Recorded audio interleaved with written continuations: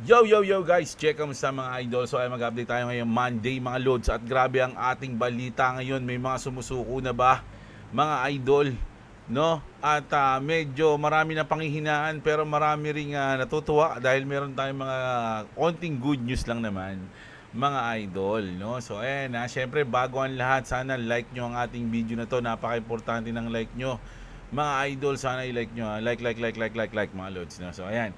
Siyempre sa mga hindi pa na-subscribe, subscribe kayo sa channel natin. Okay, so grabe, punta na muna tayo sa ating chart mga lodi. At ayan, medyo nagkaroon tayo ng uptrend mga lodi. Simula kaninang madaling araw na nag-drop ng 1.29 ang ating XRP. At ang Bitcoin ay nag-drop ng 64 yan mga lodi, no? Yung 64.9 ata, mga ganun. So talagang kinuha niya yun mga idol, okay? So ako ang aking hulalisis lang to mga lods.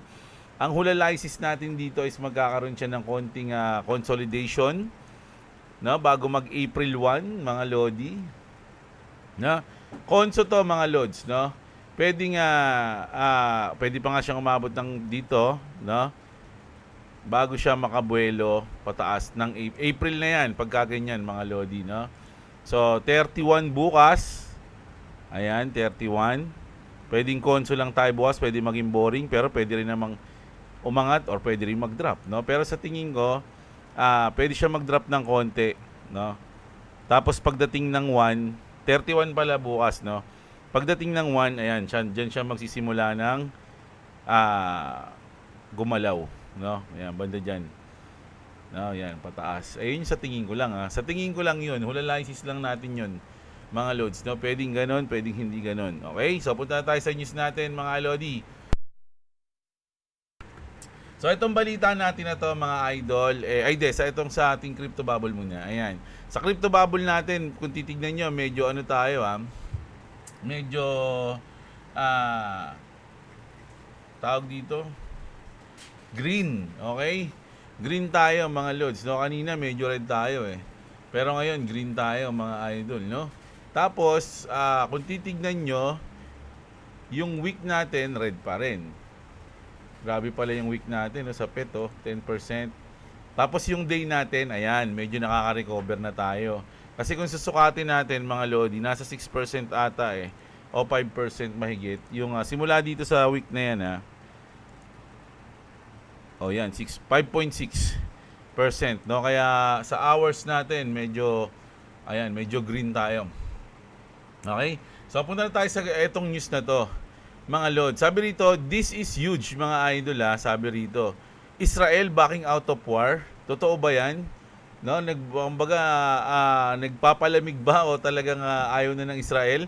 Israel soldiers will not take part in any ground operations in Iran's leaving US soldier alone to take the hit. Sabi rito, Grok confirm this along with official sources. Sabi kasi dito mga idol, 'di ba may plano nga yung US, no, na ground operation.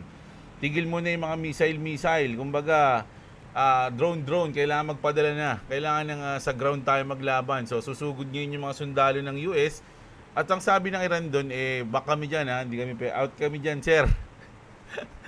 Sa mga missile lang siguro kami, sabi. Sabi kasi dito mga lodi, si Grok na to kasi sabi, Grok, is this true? According to Israel's Channel 12, yes, Israel soldiers will not participate in any US ground operation in Iran.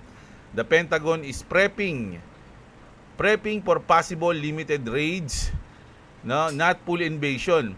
Per WAPO and Reuters reports, with Marines deploying, Israel stays focused on airstrikes, Lebanon ops and support roles. No official government confirmation yet, but aligned with ongoing strategy. So ang hindi naman sa hindi tutulong yung Israel.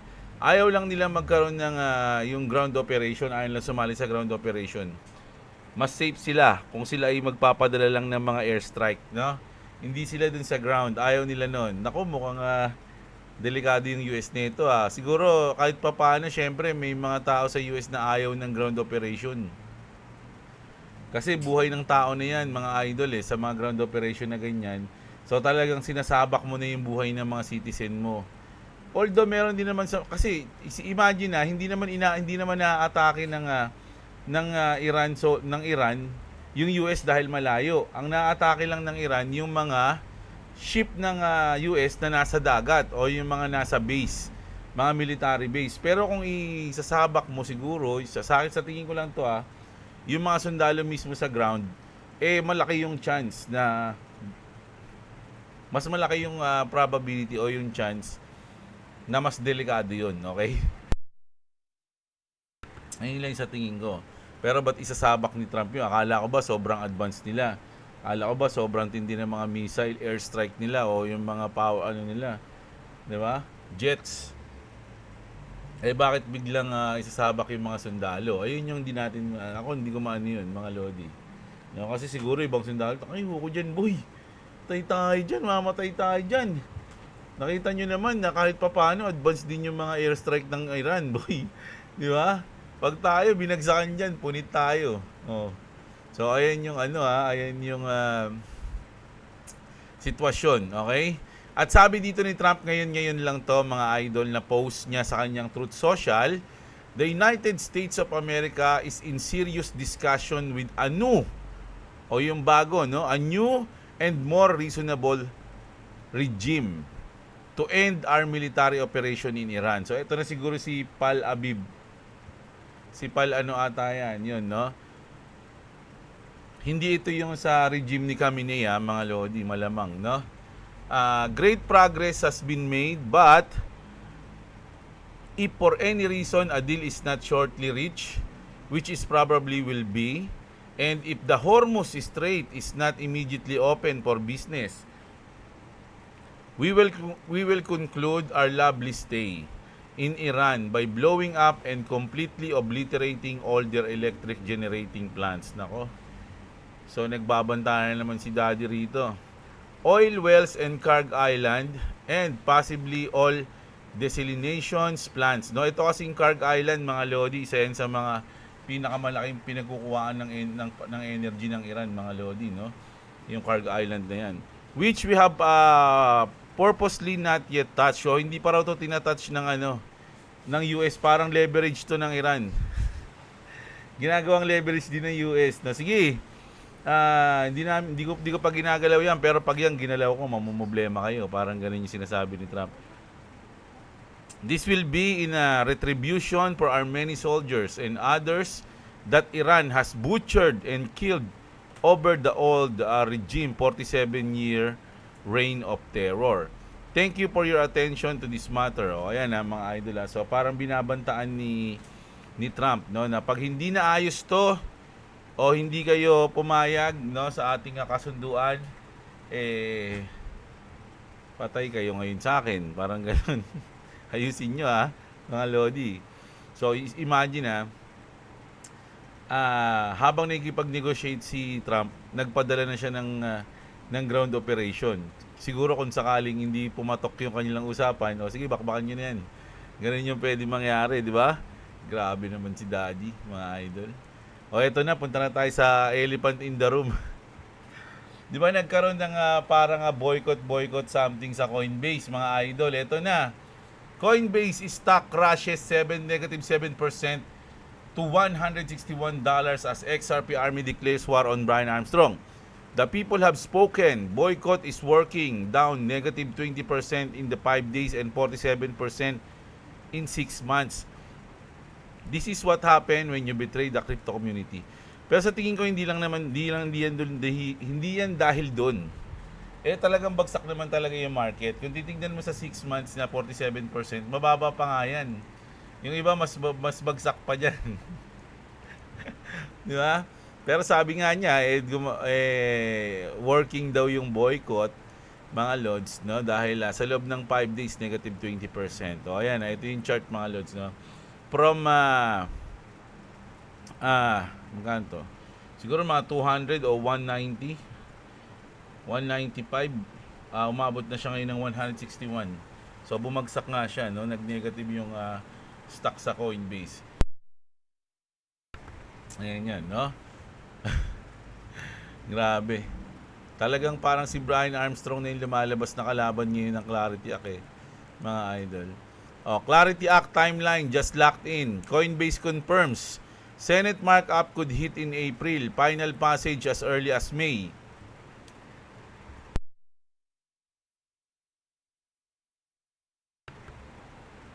Final passage as early as May. This comes after lawmakers move to break the deadlock. No passive yield on idle stable coins. Ito na yung kasi usapan na ayaw payagan ni Brian Armstrong. Na no passive yield on idle stablecoin. Rewards is still allowed for real usage lang, yung mga gumagalaw lang, okay, yung ginagamit. Pero yung nakatenga lang na stablecoin, walang siya. Wala siyang yield o tawag dito. Real earnings. Ayan, antok na ako bigla. Sorry now, the industry is responding with a coordinated counter-proposal.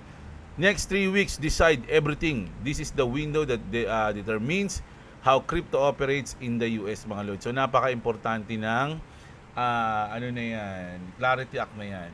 Panoorin nga natin itong tinag sa akin ni Idol. Sino ba nagtag sa akin nito? Si Jardine. Panoorin natin to. Tungkol to sa XRP.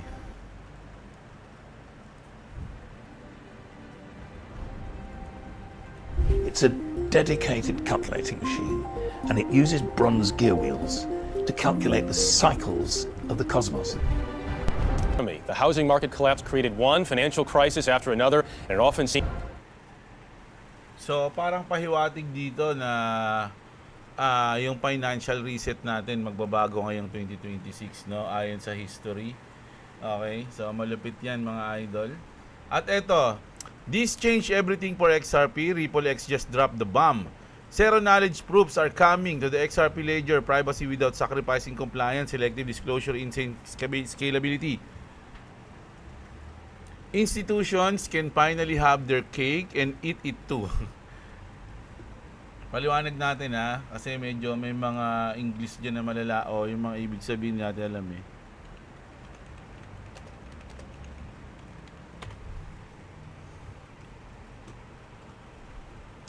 Ito ay tungkol sa malaking balita para sa Ripple, XRP at XRP Ledger. Ayon sa tweet, inihahayag ng RippleX na darating na ang Zero Knowledge Proof o ZKPS sa XRP Ledger. Ito ay isang advanced na teknolohiya na nagbibigay daan sa privacy habang hindi sinasakripisyo ang compliance.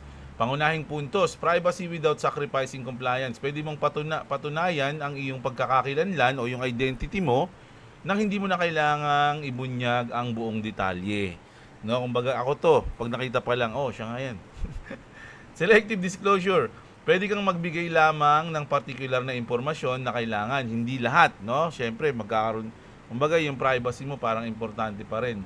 May nabanggit din na DNA protocol kung saan ang totoong genomic data ay na-anchor na sa XRP Ledger testnet. Ito ay verifiable, pribado at unstoppable. Okay? So, hindi madaling pigilan. Tuwing may verification, posibleng may burn ng XRP at XDNA token. Sa madaling sabi, binibigyan ng Ripple ng paraan ang mga tao at institusyon na gamitin ang blockchain ng may mataas na privacy pero kaya pa rin sumunod sa batas. Ito ay nagbabago ng lahat para sa XRP dahil magiging mas kaakit-akit ito sa malalaking kumpanya at bangko. Kasi ayun yung gusto ng mga malalaking bangko, mga idol o companies. Medyo may privacy dapat. Hindi sila yung, kasi may mga client doon na need ng privacy, lalo na yung mga mayayaman na maraming pera, ayaw naman nila agad pakita yung kanilang mga sarili, di ba? So, kailangan nila yon. May kasamang video na original na post na nagpapaliwanag ng mas detalyado tungkol dito, sabi rito. Bakit importante? Kung totoo at matagumpay itong ipatupad, maaaring mas maging malakas ang paggamit ng XRP Ledger sa decentralized identity o KYC, Know Your Customer, at iba pang sensitibong data tulad ng DNA nang hindi nakokompromiso ang private user. So, importante yan lalo na sa mga big banks and companies, mga idol. So, isa yan para maakit silang gumamit ng XRP Ledger. So, ito naman si Unknown DLT, mga lodi. Tinag niya rito si Joel Cat. Sabi niya, "Hi David, I hope you're doing well. Could you explain this tweet again? Kasi ang tagal na nito mga Lodi, 2017 pa to. No, na sinabi niya na it can't be dirt cheap. Laging sinasabi to mga Lodi ng mga content creator na XRP. Sabi nga ni David Schwartz, hindi siya pwedeng maging mura lang kasi nga kailangan to malaki, ganun ganyan. That doesn't make sense, sabi ni David, no? If XRP cost $1, they need a million XRP which would cost $1 million. If XRP cost $1 million, they need 1 XRP which could again cost 1 million. So ayun nga. So ang sabi dito ni David Schwartz mga idol, kasi sabi niya explain mo naman to, no? O sumagot si David Schwartz 4 hours ago.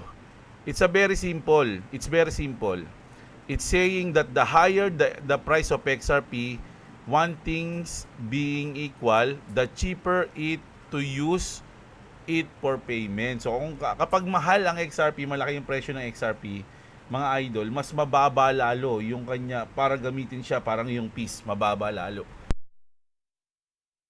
Parang ganun, no? So, ayun yan, mga Lodi, no? Matagal na yan Kumbaga, lagi nang sinasabi yan ng mga ini-explain ng mga content creator ito, gusto ko to Tagalog, mga Lods Ito rin ata yun. Ito nga rin yun, yung kanina, kaya pala kala ko, ito na. Iba rin pala yan. Ay, magkaiba pala. Pero ito, Ripple will become fully regulated and operational national trust bank. And there isn't anything anyone who doesn't approve can do about it. OCC final rule effective April 1st, stepping stone. Nako, sabi dito mga idol sa April 1 effective na to na magiging national trust bank sila, no? At tinanong ko si Grok, totoo ba to? Ayan Sabi dito ni Grok mga idol, totoo ito kasi kala ko April Fools lang kasi April 1 di ba? Baka maging April Fools lang to Totoo ba to? Sabi, may solidong basihan sa official OCC documents at recent developments. Narito ang breakdown para malinaw. OCC final rule noong February 27, 2026, inilabas ang official of the Comptroller of the Currency, OCC, ang final rule na nagka-clarify sa mga activities ng National Trust Bank. Pinalitan nila ang dating fiduciary activities ng broader phase na operations of a trust company and activities related thereto. Ito ay nagbibigay ng malinaw na pahintulot para sa non-fiduciary activities tulad ng digital asset custody at safekeeping na hindi na kailangang limitado sa strict roles o sa trust fiduciary roles lang. Effective date April 1, 2026. Ito ang tinutukoy sa post. Triple conditional approval. So ito yon mga Lodi, no? Noong December 12, 2025, binigyan ng OCC ng preliminary conditional approval si Ripple para sa Ripple National Trust Bank, mga idol. Isang de novo National Trust Bank sa New York. Kasama rito ang plano para sa digital asset custody, collateral trustee activities at reserve management. Halimbawa para sa RLUSD stablecoin, no? Ito ay conditional pa lang. Kailangan pa nilang matugunan ang lahat ng pre-opening requirements, capital risk management, compliance, etc. bago maging fully operational. So mag-conditional pa lang yan mga Lodi. Ano ibig sabihin nito? Hindi ito automatic na fully operational bank na. So conditional nga lang siya. Sa April 1, ang rule ay nagbibigay ng regulatory clarity na nagpapalakas sa conditional charter ni Ripple, no? At sa iba pang crypto firm tulad ng Circle, Pacos, BitGo, Fidelity Digital Asset at iba pa. Kapag natapos na ang pre-opening steps, magkakaroon sila ng federal oversight para sa custody at related activities nang hindi na kailangang maging fully deposit taking commercial bank. Ito ay malaking hakbang para i-integrate ang XRP Ledger at stablecoin sa US Federal Bank System. May ilang kritiko na nagsasabi na ito ay expansion ng kapangyarihan ng OCC, pero ang OCC mismo ay nagsabi na ito ay clarification lang ng exiting authority under the National Bank Act. Samantalang sa madaling sabi, ang post ay hindi fake news. Tama ang key fact tungkol sa OCC rules at conditional approval kay Ripple. Pero medyo hype ang tono, syempre nga naman. Parang sinasabi, April 1 magiging ganun yung bangko. Ano pa lang to mga Lodi, no? Conditional. No, hindi pa siya yung fully operated. No, kumbaga, siguro once parang trial. Para siyang ano, kapag naging crew ka, trainee. Parang trainee mga lods, no? Ayan, syempre amatic na yan mga lodi. Mangyayari yan, nag-uumpisa na nga eh. Sabi dito, hindi pa ito 100% ha. Kailangan pa ng final approval pagkatapos ng pre-opening compliance. Kung may, yun mga lods, no? So, malapit yan mga lodi. Although, conditional pa lang yan, which is, ano yan eh, one step na yan eh. Ando na tayo, papunta na tayo. Ni-imaginein nga dati, parang ang hirap imagine na magiging bangko yung Ripple dati eh. Pero ngayon, unti-unti na nilang natutupad yung kanilang mga pinangako sa kanilang mga XRP Army. So, napakatindi nun para sa akin mga idol. So, antindi, di ba? So, punta na tayo dito sa mga comment nyo. Mga idol, no? Maganda ba yung Dandelion yun? Ano yun? Dandelion, no? Bagong anime sa Netflix. Panoorin kayo mamaya. Trailer pa lang pala yun. Ito na. Tignan natin to ha. Paano kaya once na mapabagsak ang petrodollar ng US at maging yuan, tapos magsiship si Trump sa crypto para hindi na lumala pa ang loss nila? Mas okay na dahilan yon para pumayag agad na pirmahan yung batas sa crypto. Nako, medyo mahaba yan mga lods, mahirap yan eh. Hindi pa payag, maraming hindi siya ganun kadali kumbaga. Parang imposible. Pero may chance na mangyari, kaya lang medyo mahirap. Si Tam Taram Tam. Grabe naman yan si Big Mom. Mr. Ads. Kaya takot sila kahit ang BTC, lalo na yung Cardano at si Calvo. Present Idol, may comment lang ako sa naiinggit sa tech ng XRP. Kahit ano gawin nyo, kahit i-roadblock nila, dadating ang time na i-adapt sa global financial ng XRP kasi need yan ng mga tao at bangko. Wala silang option kundi i-adapt yung XRP loads. Tama ka dyan mga lodi. Dating yung kahit nga yung mga hindi nagki-crypto, minsan hindi nila, darating yung panahon na ginagamit na nila yung XRP nang hindi nila alam, no? Sigurado kang bottom na yan, Boss Jeblo. Syempre hindi tayo sigurado. Walang sigurado sa crypto, mga lods, no? Ayan is game of probability. Malaki lang yung chance na baka bottom na siya, no? Pero malaki rin yung chance na hindi siya bottom. Okay? Kahit kahit matatagal na sa crypto idol, walang nakakasigurado kung nasan yung bottom. Sabi nga nila, 3 lang ang rule sa crypto. Unang-una, kahit gaano kataas yan, babagsak yan. Pangalawa, kahit gaano kalalim yan, magbabounce yan pataas. At ang pangatlo, hindi mo mahuhulaan kung saan yung top and bottom. Okay? Ganun yun. Edwin Mangaba, shoutout sa'yo. Si Meowsi, sino yung tanong sa akin? Ayan. Si OTG. Ayan. Idol, parang Iran yan, yielding mga sagabal. Ginagamit ni Trump ang pera natin sa crypto para punan ang pangailangan nila sa gera. Pwede rin naman yan, no, Idol? Si Romeo Jr. Villanueva. Si Leonardo, thanks Idol sa new shoutout sa'yo, Brian. Ba't kasi pinapansin pa yan si Calvo? Dapat sagasaan yan, ipasa eh. Iisa lang naman siya. Ilan ba yung exchange sa US? Siya kasi yung pinakamalaking crypto exchange. At syempre mga lodi, yung mga mayayaman dyan, di natin alam ha. Malay nyo, yung mga mayayaman dyan, merong hold na maraming assets sa Coinbase. Hindi natin sure. Kaya syempre, dahil isa siya sa mga big time dyan sa buong Amerika, mga lodi, may mga kapit din yan. May mga kakilala din yan. Mga lods na malupit. Okay? Pete Pelizardo, shoutout sa iyo. Si Cororo Lucy. Leader ng Spider. Sa mga sinasabi ni Charles Hoskinson, parang ini-endorse pa niya lalo yung XRP na talagang maganda project eh. Yung sa ninakaw na KitKat, mabilis lang mahanap yun. Hanap lang sila kung saan madaming langgam. Ay probability nandun yung mga nanakaw na KitKat. Di ba? Ang galing na idol. Pwede ka na maging investigador idol.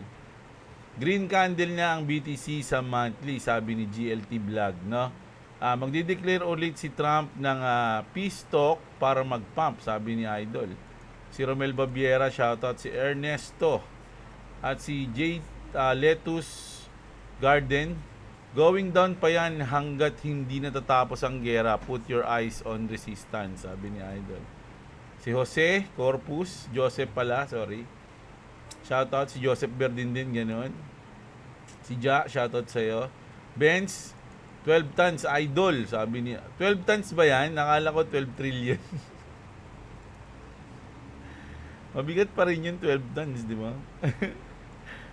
12 tonelada. 12 tons ba yun? Hindi ko nabasa na wala na. Sorry.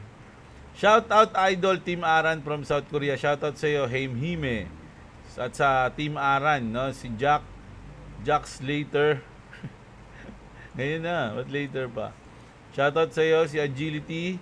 Ayan, shout out si Ray, si Clavis, ayan. Madaming KitKat ang ninakaw. Baka balak gawing provision para sa gera. Kahit siguro hindi mapasa yung Clarity Act, magbe-benefit yung Ripple kasi probe na sila. Tama ka naman dyan. Share ko lang TV. Lucky Strike, bombahin mo yung position mo, dagdagan mo para lumayo ang liquidation. Solid na yung position mo, muntikan ka na. Tip lang, Jeb. Basta alamin mo ang trend sa pag-position. Tapos yung advice ko, dun lumaki yung XRP ko sa coin. Ayan, minsan bias na ang tech analyst sa chart. Ikaw lang kung maniniwala ka. Okay na yan, Idol, yaman na yan dyan. Ginadadagdagan yan. Kasi pag inano pa yan, okay na yan sa akin. Kasi pwede, yung pandadagdag ko dyan, edi pang-abang ko na lang, pang-position ko na lang next. Si Pilhabi, shoutout sa'yo. Si Robby, ayan, shoutout sa'yo. Ferdinand Sir. Si Arnel Sapitanan. Si Bibo. Yan din ginagawa ko, ina-adjust ko SL ko hanggang sa liquidate na lang. O, yun niya Ang galing nun. Santos Jandel, shoutout sa'yo. Sela Bila. Manoy Kulokoy. Idol, morning, subukan mong mag-BG sharing. Alam mo, Idol, pasensya ka na. Alam ko ilang beses ka nang nagpo-post nagko-comment sa akin yan, BG sharing. Hindi kasi ako nagpo-promote ng mga ganyan, mga lots yung mga investment. Okay, kasi pagdating sa crypto, mga lodi, pwedeng ngayon, maganda yan. Pero pag tumagal, hindi na. No? So, hindi ako nagpo-promote ng ganyan, Idol. No? So, pasensya ka na. Sa iba mo na lang iaklok. Pero shoutout sa'yo, Manoy Kulokoy. Disley, shoutout sa'yo, King Shang Sheng, Mabel Sambales, si Books, si Ardel Navigator, at si Stephen Andre ang nag-champion sa ating mga comment. So, ayan, no? Ayan yung news natin ngayong gabi, mga lodi. So, overall, mukhang si Trump, sa tingin ko, malabo pa to, mga lodi. Yung medyo, sa tingin ko, tatagal pa yan ng konti lang. No? At sana nga maayos na ni Daddy, pero marami pa rin pumapalag sa Iran, mga lodi. At may kampi na nga sila ngayon, di ba? Meron pa silang allied na tumutulong sa kanila. Wish ko na lang din yung ating Clarity Act, talagang maging solid na yan. At mapasa na. At ito, puro good news tayo ngayon sa Ripple, always naman, no? So ayun, kita-kits tayo mamaya ay bukas ng umaga pala, mga idol. Maraming salamat sa mga nanood nyo. Kalimutan i-like yung video natin, subscribe kayo. Sa mga wala pang crypto exchange dyan, mga idol, check nyo yung link sa baba ng description natin. Okay, kita-kits. Maraming salamat. Magandang araw sa inyo, mga kapatid. At What's up? Subscribe to Clubs Gaming at subscribe to Jeblo. If you want to subscribe to me, it's in the description. Also, there's House of Leather. okay, Letter. House of Leather, mga idol, no? Visit niyo yung page ng House of Leather. Napakalupit na ano yan, collectible item. Okay? Ayan Order kayo dyan, sabihin niyo yung pangalan ko, mga lodi, napakatibay niya. Babalik ko yung pera nyo kapag di nasaktan yung pinalo nyo. Okay? Ayan, ano pa? Also, you need to buy that belt. Like, you have to buy the black one. The black one is more ouchy. But, and, yes, it's more ouchy. Okay. You always use that to follow me. Ba't kita pinapalo kasi? I don't sleep. Hindi ka Afternoon. natutulog. Okay, Anyways, you need to buy that to wear that or beat your children. Beat your children. Kita-kits, mga lodi. I love you. Bye-bye.